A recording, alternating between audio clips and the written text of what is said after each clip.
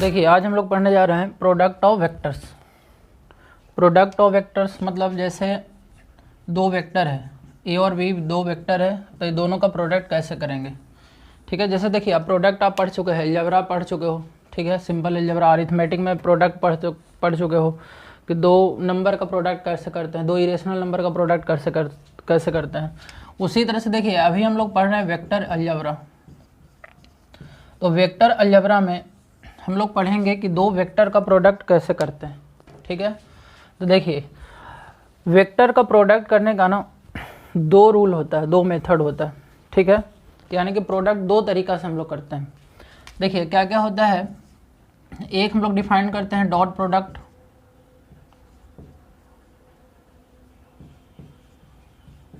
इसको scalar product भी बोला जाता है।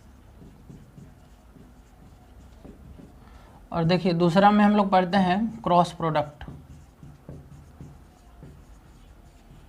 तो वेक्टर का प्रोडक्ट जो होता है इसको वेक्टर प्रोडक्ट भी बोला जाता है, वेक्टर प्रोडक्ट।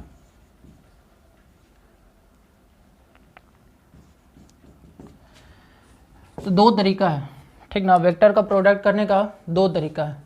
तो बारी बारी से हम लोग दोनों को पढ़ेंगे। डॉट प्रोडक्ट पहले पढ़ेंगे और इसके बाद फिर हम लोग पढ़ेंगे क्रॉस प्रोडक्ट। ठीक ना, तो बारी बारी से हम लोग देखते हैं। देखिए डॉट प्रोडक्ट में ऐसे हम थोड़ा सा भी बता देते हैं। डॉट प्रोडक्ट में हम लोग डॉट प्रोडक्ट क्यों बोलते हैं, क्योंकि दो वेक्टर जब लेते हैं तो बीच में जब डॉट देते हैं डिनोशन के लिए, ठीक ना, डिनोट करने के लिए, तो उसको हम बोलते हैं डॉट प्रोडक्ट। अगर बीच में क्रॉस देते हैं तो उसको हम बोलते हैं क्रॉस प्रोडक्ट। अच्छा, स्केलर प्रोडक्ट और वेक्टर प्रोडक्ट क्यों बोलते हैं, इसका भी कुछ लॉजिक है, वो हम लोग पढ़ेंगे। तो देखिए सब बारी बारी से दोनों को पढ़ते हैं। तो सबसे पहले हम लोग पढ़ते हैं डॉट प्रोडक्ट ऑफ वेक्टर्स। ठीक है, तो सबसे पहले हम लोग पढ़ेंगे डॉट प्रोडक्ट। तो डॉट प्रोडक्ट ऑफ वेक्टर्स, तो देखिए मान लिया जाए कि यहाँ पे दो वेक्टर लेते हैं A and B two vectors. तो डॉट प्रोडक्ट को पहले डिनोट कैसे करते हैं, तो डॉट प्रोडक्ट को डिनोट करने के लिए बीच में डॉट का यूज करते हैं। दो वेक्टर का अगर डॉट प्रोडक्ट बोला जाए तो बीच में हम डॉट देंगे। अब इसमें हम क्या करेंगे कि इसका डिफिनेशन क्या होता है, डॉट प्रोडक्ट को डिफाइन कैसे करते हैं। तो देखिए यहाँ पे इसको डिफाइन करते हैं मैग्नीट्यूड ऑफ ए, यानी पहला जो वेक्टर है उसका मैग्नीट्यूड सिंपली मल्टीप्लाई करना है दूसरा वेक्टर का मैग्नीट्यूड इनटू कॉस थीटा आएगा। यहाँ पे थीटा क्या होगा, where theta equal to angle between A and B. ये दोनों वेक्टर के बीच का एंगल होगा, ए और बी के बीच का एंगल होगा। ठीक है, तो क्या समझ में आया, ए डॉट बी को हम कैसे डिफाइन कर रहे हैं। तो मैग्नीट्यूड ऑफ ए को सिंपली ऐसे भी लिख सकते हैं, simply A B cos theta, where theta is angle between vector A and B. तो इतना आपको समझ में आ गया डिफिनेशन इसका डॉट प्रोडक्ट का। अब देखिए यहाँ पे सबसे पहले एक चीज़ और समझ लेते हैं कि ये जो थीटा हम लोग लिखते हैं, दोनों वेक्टर के बीच में जो एंगल लिया जाता है वो कैसे लिया जाता है। देखिए जब भी दो वेक्टर के बीच में एंगल लेना है, एंगल बिटवीन टू वेक्टर्स, तो देखिए सबसे पहले हमेशा आप क्या करोगे कि दोनों वेक्टर को टेल को मैच करके दोनों के बीच में एंगल लोगे। एक वेक्टर ए है दूसरा वेक्टर बी है, दोनों को टेल को मैच करवा के देखना है कि दोनों के बीच में एंगल क्या है। ठीक ना, जैसे देखिए आपको समझाते हैं। मान लिया जाए कि आपको एक वेक्टर दिया हुआ है, सपोज दैट, ऐसे समझिए, सपोज दैट एक वेक्टर इधर इस डायरेक्शन में दिया हुआ है और दूसरा वेक्टर यहाँ पे इस डायरेक्शन में दिया हुआ है, A vector B vector. Suppose that ये दोनों के बीच में एंगल है 120 डिग्री। तो अगर यहाँ से पूछा जाए कि वेक्टर ए और वेक्टर बी के बीच में एंगल कितना होगा, ठीक है, तो एंगल कितना होगा ए और बी के बीच में एंगल कितना, क्या 120 डिग्री लेंगे। तो आंसर है कि 120 डिग्री नहीं लेंगे, तो कितना लेंगे। तो देखिए इसके लिए क्या करना होगा कि सबसे पहले दोनों का जो टेल है उसको मैच करवाना होगा। ठीक है, तो हम कैसे मैच करवाएंगे, तो देखिए यहाँ पे ए वेक्टर था और यहाँ पे बी वेक्टर था। ठीक है, तो हम क्या करेंगे कि इस वेक्टर को आगे बढ़ा देंगे ताकि इसका टेल यहाँ पे आ जाए, यानी कि इस वेक्टर को हम ऐसे आगे बढ़ा देंगे। ए वेक्टर बी था, अब वेक्टर ए यहाँ पे आ गया। अब देखिए दोनों का जब टेल मैच हो गया, इसका टेल और वेक्टर ए का टेल जब दोनों का मैच हो गया तो ये एंगल होगा, यानी ए एंगल जब 120 था तब लीनियर पेयर पढ़े हो, ठीक ना। तो ए एंगल कितना होगा 60 हो जाएगा, क्योंकि ये दोनों का समेशन 180 होता है एक स्ट्रेट लाइन में, ठीक है। लीनियर पेयर आप जानते हो, तो दोनों का समेशन 180 होता है। तो अगर यहाँ पूछा जाए कि वेक्टर ए और वेक्टर बी के बीच का एंगल कितना है, तो 120 हम नहीं बोलेंगे, ठीक ना। कितना बोलेंगे, तो 60 डिग्री बोलेंगे। तो आई होप इतना आपको समझ में आ गया होगा, ठीक ना। तो देखिए फिर से आ जाते हैं डॉट प्रोडक्ट में। तो डॉट प्रोडक्ट में कैसे हम लोग डिफाइन किए, डिनोट करते हैं ए डॉट बी इस तरह से, और डिफाइन करते हैं ए बी कॉस थीटा, या magnitude of A magnitude of B cos theta. यहाँ याद रखना है कि थीटा जो है दोनों ए और बी के बीच का एंगल है, लेकिन एंगल कैसे लेंगे, तो दोनों को टेल को मैच करवा के एंगल लेना है, ठीक है। तो इतना समझ में आ गया। देखिए अभी हम आगे पढ़ते हैं, और इसमें हम लोग पढ़ते हैं कि dot product of vectors in component form, component form, ठीक है। देखिए कंपोनेंट फॉर्म में जब रहता है वेक्टर, जैसे मान लीजिए कि एक वेक्टर लेते हैं ए x1i plus y1j plus z1k, और एक वेक्टर लेते हैं B x2i plus y2j plus z2k। तो देखिए ये दोनों वेक्टर कंपोनेंट फॉर्म में लिखा हुआ है, और ये दोनों का हम लोग को डॉट प्रोडक्ट फाइंड करना है, ए डॉट बी फाइंड करना है। तो कैसे फाइंड करेंगे, तो देखिए इसको हम लोग फाइंड करते हैं, लेकिन इसके पहले हम लोग समझते हैं कि सपोज दैट आपसे अगर सिर्फ पूछा जाए कि आई डॉट आई कितना होगा, ठीक है। आई आपको पता है कि आई कैप क्या है, कि यूनिट वेक्टर है in the direction of X axis. इसी तरह से यहाँ पे जे कैप क्या है, unit vector in the direction of Y axis, and K cap क्या है, तो unit vector in the direction of Z axis. तो देखिए सबसे पहले अगर पूछा जाए कि आई डॉट आई कितना होगा, तो देखिए हम डेफिनेशन अभी पढ़े हैं कि magnitude of I into magnitude of I. A dot B का डेफिनेशन अभी हम लोग पढ़े हैं कि magnitude of A into magnitude of B into cos theta, ये दोनों के बीच का एंगल, ठीक ना। ये वेक्टर ए और बी के बीच का एंगल, तो यहाँ पे हम लिखेंगे कॉस थीटा, और थीटा की जगह लेंगे 0 डिग्री। क्यों लेंगे, क्योंकि ए आई है, इसका मतलब इसका डायरेक्शन एक्स एक्सिस के डायरेक्शन में, और दूसरा भी वेक्टर आई है, यानी कि दोनों का सेम ही डायरेक्शन में। तो दोनों जब एक ही वेक्टर है तो दोनों के बीच में एंगल कितना होगा, 0 डिग्री होगा, ठीक है। तो यहाँ पे देखिए अब ए यूनिट वेक्टर होता है, तो यूनिट वेक्टर का मैग्नीट्यूड होता है 1, तो 1 इंटू कॉस 0 1, यानी कि आंसर कितना आएगा 1। तो आपसे अगर कोई पूछे कि आई डॉट आई कितना होगा, तो वो होगा 1, ठीक है। उसी तरह से अगर आपसे पूछे कि जे डॉट जे, तो सिमिलरली ये भी 1, के डॉट के, तो ये भी कितना हो जाएगा 1, ठीक है। तीनों एक ही तरह से हो गया। तो सेम के साथ आई डॉट आई तो 1 होगा, जे डॉट जे तो 1 होगा, के डॉट के तो कितना होगा 1 होगा, ठीक है। तो इतना समझ में आ गया। अब देखिए इसमें अगर मान लिया जाए कि आपसे अगर ऐसे पूछा जाए कि आई डॉट जे कितना होगा, तो अगर पूछा जाए आई डॉट जे, तो आई डॉट जे के लिए हम क्या करेंगे, वैसे ही अगर आप सोचोगे magnitude of I magnitude of J, और यहाँ पे कॉस थीटा। तो देखिए यहाँ पे आई एक्स एक्सिस के डायरेक्शन में होता है, और जे जो होता है वाई एक्सिस के डायरेक्शन में होता है, तो दोनों के बीच में एंगल जो होगा वो होगा 90 डिग्री, यानी आई और जे के बीच का एंगल कितना हो जाएगा, तो 90 डिग्री हो जाएगा, ठीक है। तो आई डॉट जे कितना हो जाएगा 1 इंटू 1, इसका मैग्नीट्यूड 1, जे भी यूनिट वेक्टर है तो यूनिट वेक्टर का मैग्नीट्यूड होता है 1, और कॉस 90 का वैल्यू कितना होता है, तो कॉस 90 का वैल्यू होता है 0, तो इसका आंसर कितना हो जाएगा 0 हो जाएगा, ठीक है। तो सिमिलरली आपको ये बात याद रखना है। देखिए यहाँ कंक्लूजन लिख देते हैं, I dot I 1, J dot J 1, के डॉट के 1। अगर आपसे पूछे कि आई डॉट जे तो 0, या अगर पूछे कि जे डॉट के तो 0, या अगर आपसे पूछे कि के डॉट आई तो 0। तो इसमें आप याद रखिएगा कि सेम के साथ अगर डॉट प्रोडक्ट किया जाए तो इसका वैल्यू कितना होगा 1, और अगर डिफरेंट के साथ मतलब आई का जे के साथ या आई का के साथ करें तो उसका वैल्यू होगा 0। ठीक ना, क्योंकि वहाँ पे एंगल 90 डिग्री बन रहा है, cos 90 का वैल्यू होता है 0। ठीक है, तो आपको ये बात याद रखना है। अच्छा, इसमें एक चीज़ और आप याद रखिए, देखिए ये हालांकि हम अभी प्रॉपर्टी पढ़ाते हैं आपको, तो इसमें a डॉट बी और b डॉट ए दोनों का वैल्यू एक ही होगा। a डॉट बी करें या b डॉट ए करें, इसका वैल्यू मतलब ए बी कॉस थीटा और इसका मतलब बी ए कॉस थीटा। ठीक है, तो आप पढ़े हो कि ए बी और बी ए दोनों का प्रोडक्ट क्या होता है, सेम होता है। तो आप इस चीज़ को याद रखो कि ए डॉट बी और बी डॉट ए दोनों सेम होगा। यानी कि यहाँ पे अगर आपसे पूछे कि आई डॉट जे कितना होगा तो 0, अगर आपसे पूछे कि जे डॉट आई कितना होगा तो 0।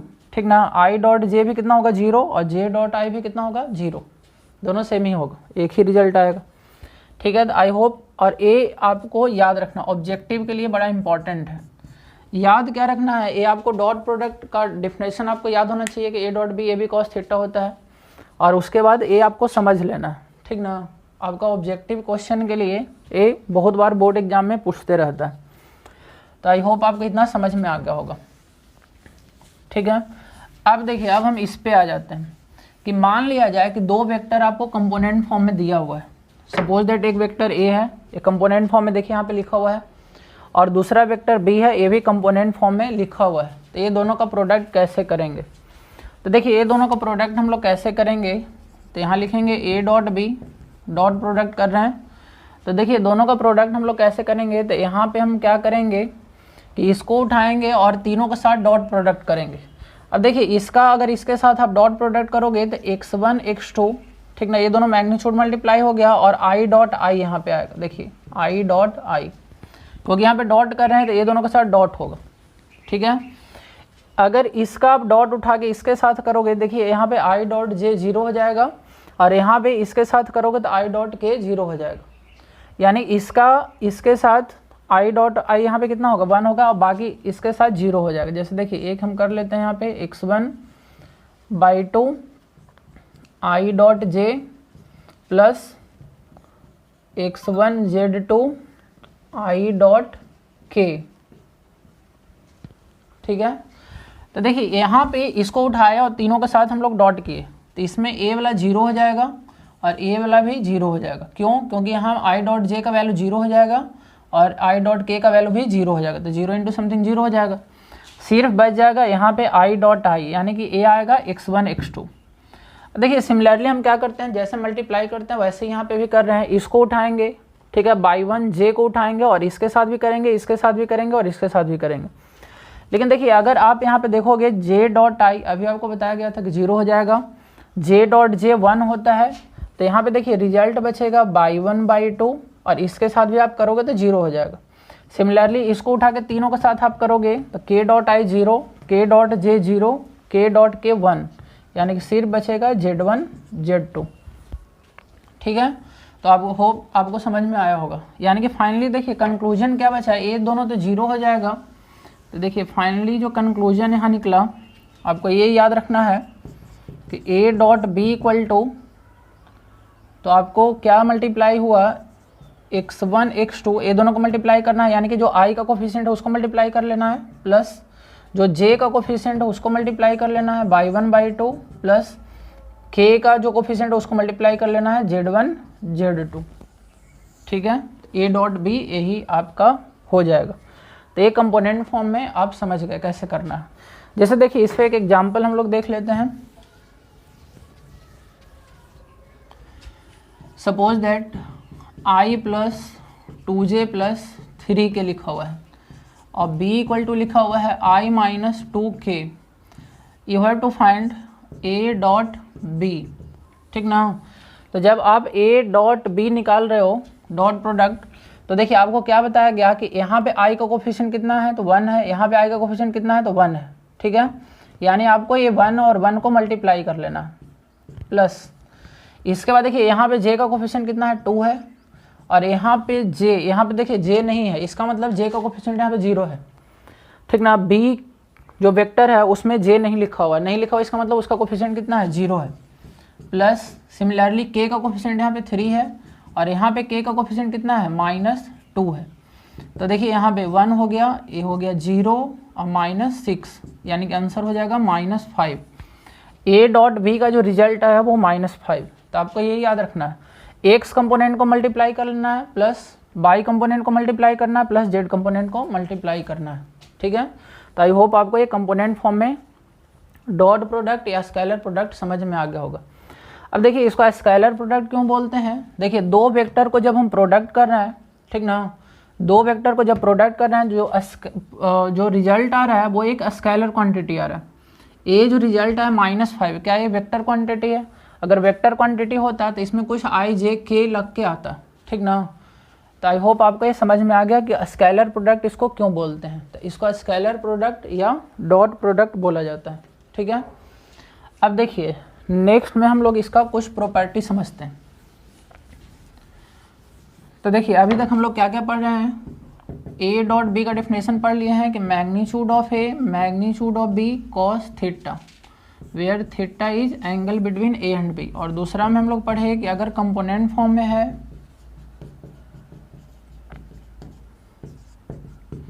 x2i plus y2j plus z2k, तब आपको ए डॉट बी कैसे फाइंड करना है। तो आपको क्या कर लेना है, x1 x2 plus y1 y2 plus z1 z2। तो ए आप इतना समझ चुके हो। ठीक है, इसके बाद देखिए ए आपको लिए इम्पॉर्टेंट है I dot I 1, J dot J 1, के डॉट के 1। अगर इसका डिफरेंट के साथ करोगे आई डॉट जे तो ये होगा 0। ठीक है, इसको अगर आप करते हो जे डॉट के या के डॉट जे तो 0, आई डॉट के या के डॉट आई वो भी 0। ठीक है, और इसको देखिए हम लोग बोलते हैं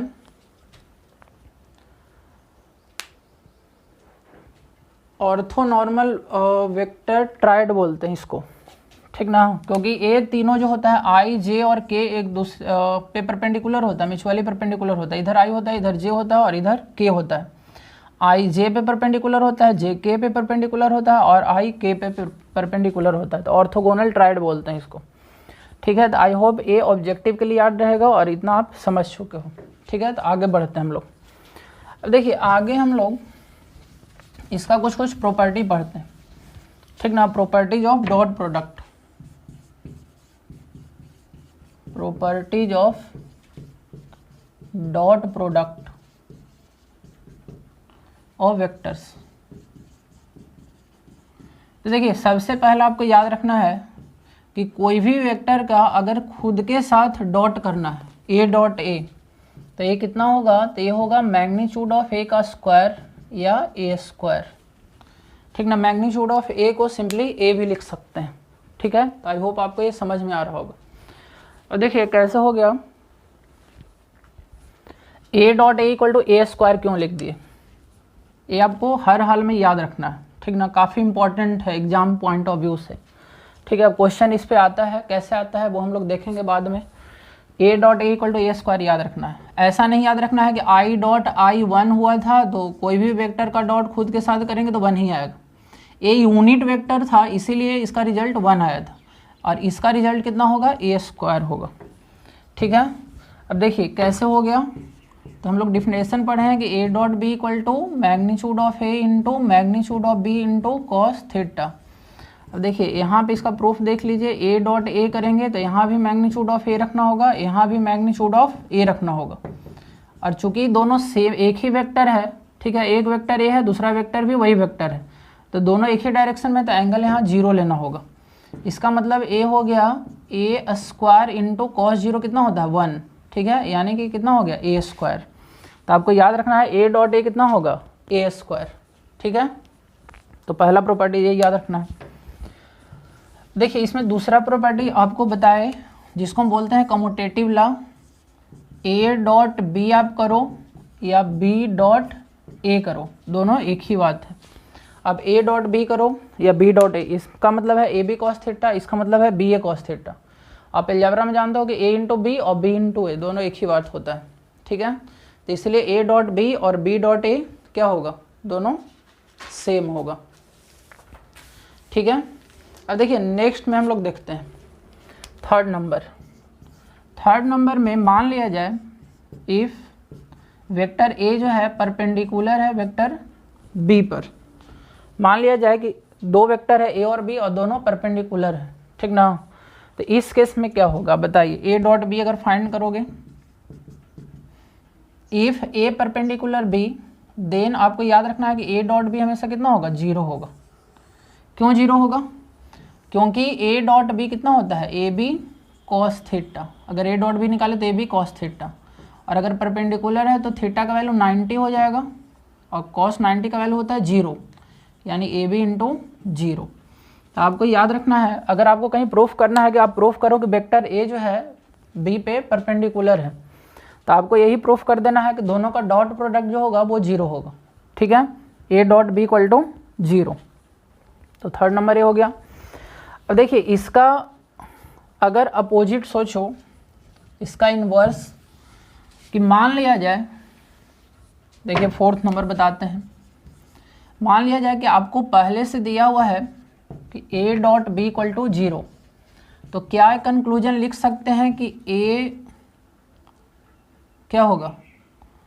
देखिए इसमें 3 कंक्लूजन होता है, आपको समझाते हैं। ए 0 हो सकता है, अगर ए डॉट बी 0 है तो ए भी 0 हो सकता है, या बी वेक्टर 0 हो सकता है, या आपको क्या हो सकता है, ए परपेंडिकुलर बी हो सकता है। तो आप ये याद रखिएगा, ए डॉट बी अगर 0 है तो इससे कंक्लूजन निकल सकता है या तो ए 0 हो सकता है, ठीक है। अगर ए 0 रहेगा तो दोनों का प्रोडक्ट 0 हो जाएगा, बी अगर 0 है तो ये दोनों का प्रोडक्ट भी 0 हो जाएगा, या अगर ए और बी परपेंडिकुलर है जो यहाँ पे हम देखें तो भी ए डॉट बी क्या होगा, 0 होगा। तो ये याद रखना है कि अगर ए डॉट बी 0 है तो ए भी 0 हो सकता है, या ऐसा हो सकता है कि बी 0 हो, या तो ए दोनों अगर 0 नहीं है, अगर ए 0 और बी 0 नहीं है तो ए उस केस में ए परपेंडिकुलर क्या होगा, बी होगा, ठीक है। तो इतना आपको समझ में आ गया। अब देखिए फिफ्थ नंबर प्रॉपर्टी क्या है। तो फिफ्थ नंबर प्रॉपर्टी में आपको याद रखना है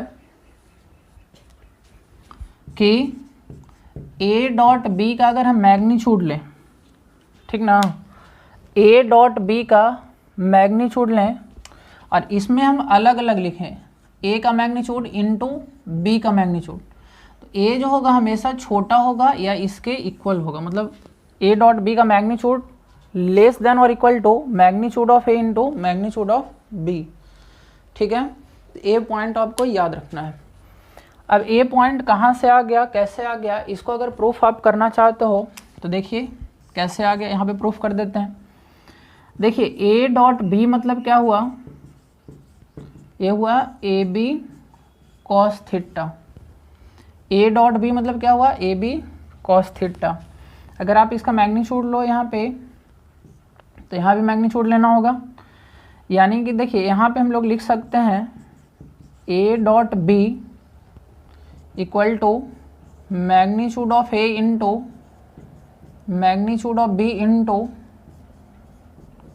कॉस थीटा का मैग्नीट्यूड। अब देखिए आप जानते हो कि कॉस थीटा जो होता है हमेशा, अच्छा यहाँ से कॉस थीटा अगर हम निकाल लें तो कितना लिख सकते हैं, तो कॉस थीटा अगर हम निकाल लें तो लिख सकते हैं ए डॉट बी का magnitude divided by magnitude of A into magnitude of B. यहाँ से कॉस थीटा निकालें तो ये दोनों को इधर ये साइड में लेके गए, ठीक है, लेफ्ट साइड में, तो दोनों डिवीजन में चला गया। अब देखिए आप जानते हो ट्रिगोनोमेट्री में कि कॉस थीटा हमेशा 1 से छोटा होता है, यानी कि कॉस थीटा का जो मैग्नीट्यूड होगा वो हमेशा 1 से छोटा होगा, ठीक है, 1 से बड़ा नहीं हो सकता। तो कॉस थीटा की जगह ए हम पुट कर सकते हैं, A dot B divided by magnitude of A into magnitude of B less than equal to 1। अब देखिए मैग्नीट्यूड ऑफ ए और मैग्नीट्यूड ऑफ बी हमेशा पॉजिटिव है, ये पॉजिटिव है तो इसको हम उठा के इधर ले जा सकते हैं इन इक्वेशन के केस में। इसका मतलब ये हो जाएगा कि ए डॉट बी और इसको उठा के हम उधर ले गए तो less equal to magnitude of A into magnitude of B, तो ये प्रूफ हो गया। तो आपको ये फिफ्थ नंबर प्रॉपर्टी याद रखना है कि ए डॉट बी का जो मैग्नीट्यूड होगा वो लेस देन और इक्वल टू होगा magnitude of A into magnitude of B. देखिए दोनों में अंतर है, यहाँ पे ए डॉट बी करके मैग्नीट्यूड लिया गया है और इसका मतलब है कि पहले मैग्नीट्यूड ऑफ ए लिया गया है, बाद में मैग्नीट्यूड ऑफ बी लिया, फिर दोनों को क्या किया गया है, दोनों का प्रोडक्ट किया गया, ठीक है। तो ये 5th नंबर प्रॉपर्टीज हो गया। चलिए, तो इतना समझ में आ गया। अब देखिए आगे नेक्स्ट। अच्छा, नेक्स्ट में आपको 6 नंबर में आ जाते हैं, 6 नंबर प्रॉपर्टी। देखिए, इसमें आपको याद रखना है कि a प्लस बी का होल स्क्वायर निकालें तो कितना होगा, a प्लस बी का होल स्क्वायर। तो देखिए, a प्लस बी का अगर होल स्क्वायर आप निकाल रहे हो तो देखिए कितना होगा, ये होगा मैग्नीट्यूड ऑफ a का square plus magnitude of b का square plus 2a dot b यहाँ पे होगा। जैसे देखिए सिंपल अलजेब्रा में हम लोग क्या करते हैं, a प्लस बी का होल स्क्वायर रहता है तो हम सिंपली लिख देते हैं a square plus B square plus 2ab, ठीक ना। लेकिन यहाँ 2ab नहीं 2a डॉट b लिखा हुआ है, ठीक है। तो कैसे हो गया, देखिए कैसे हुआ, a प्लस बी का होल स्क्वायर को हम लिख सकते हैं a plus B dot a plus B, लिख सकते हैं कि नहीं लिख सकते हैं। देखिए अभी आपको कुछ देर पहले बताए थे कि a डॉट a को लिख सकते हैं a स्क्वायर, ठीक है।